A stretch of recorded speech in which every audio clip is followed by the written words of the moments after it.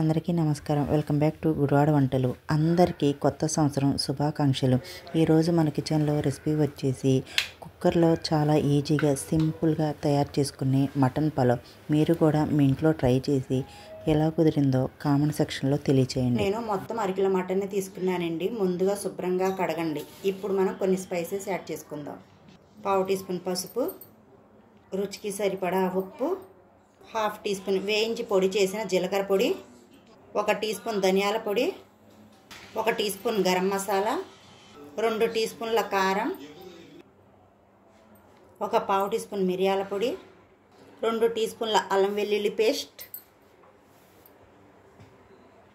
అరవద్ద నిమ్మరసం, కొద్దిగా కొత్తిమీర పుదీనా. ఇప్పుడు ఈ మొత్తం మసాలాలని చక్కగా కలిపేసుకుందాం. ఈ మటన్లో మసాలాలు మొత్తం కలిపేశాక 1/2 కప్పు పెరుగు. ఈ పెరుగును కూడా చక్కగా ఈ మటన్లో కలిపేసుకోండి. ఇప్పుడు ఈ విధంగా కలిపిన ఈ మటన్ని మీ దగ్గర టైం కనుక ఉంటే 1 గంట పక్కన పెట్టేసుకోండి. టైం కనుక లేకపోతే 1 అరగంట అయినా పక్కన పెట్టుకోండి. ముందుగా ఒక మిక్సింగ్ బౌల్ తీసుకొని ఈ గ్లాస్తో 2 గ్లాసుల బాస్మతి రైస్, అంటే మొత్తం రైస్ అరకిలో బాస్మతి రైస్ తీసుకున్నాను. మీరు కావాలంటే నార్మల్ రైస్ అయినా తీసుకోవచ్చు.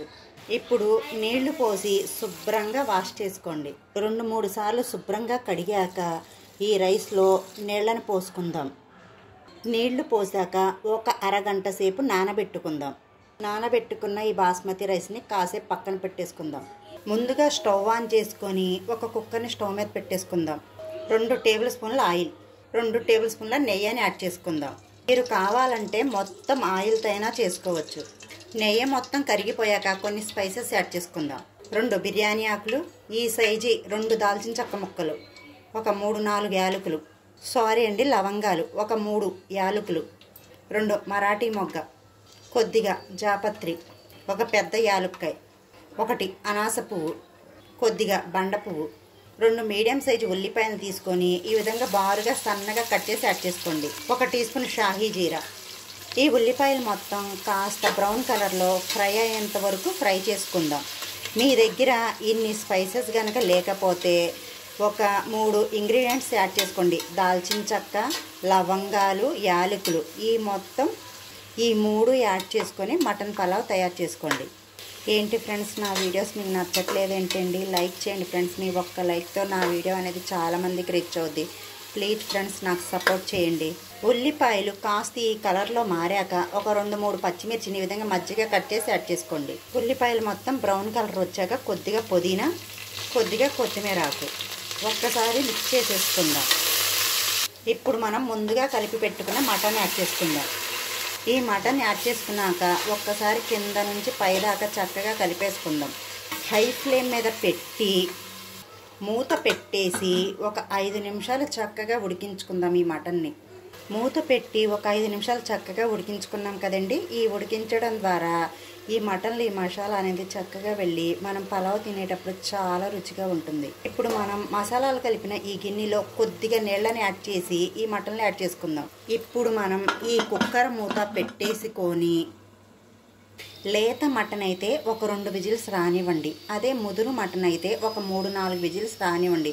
మటన్ని బట్టి ఈ కుక్కర్ విజిల్స్ని సెట్ చేసుకోండి. 50% మటన్ అనేది చక్కగా ఉడికిపోయింది కదండి. మటన్ ఉడికిందో లేదో చూపిస్తాను మీకు.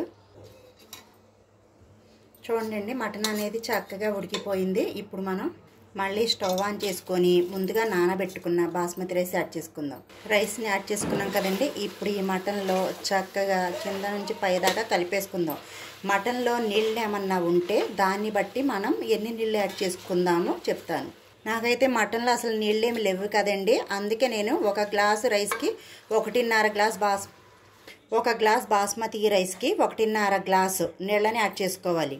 ఇక్కడ మనం 2 గ్లాసుల బాస్మతి రైస్ని తీసుకున్నాం కదండి. నేను 3 గ్లాసుల నీళ్ళని యాడ్ చేసుకుంటున్నాను.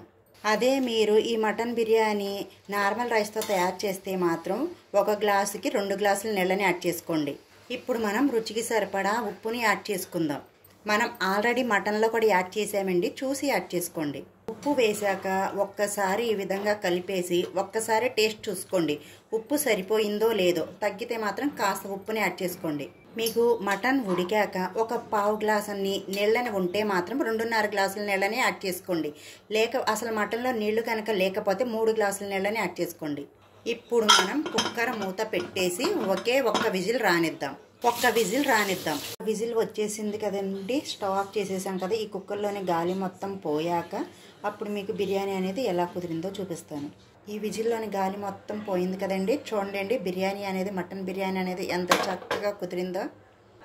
ఒక్కసారి ఈ విధంగా కింద నుంచి పైదాకా కలిపేసుకోండి. ఇంతేనండి, ఎంతో రుచికరమైన మటన్ బిర్యానీ రెడీ. మీకు కనుక రెసిపీ వీడియో నచ్చినట్టయితే మా వీడియోని లైక్ చేయండి, మీ ఫ్యామిలీ ఫ్రెండ్స్కి షేర్ చేయండి. మీ ఇంట్లో ట్రై చేసి ఎలా కుదిరిందో కామెంట్ సెక్షన్లో కామెంట్ చేయండి. ఇలాంటి లేటెస్ట్ వీడియోస్ కోసం మా ఛానల్ సబ్స్క్రైబ్ చేసుకోండి. పక్కనున్న గంట సింబల్ని యాక్టివేట్ చేసుకోండి. Bye friends, thank you for watching.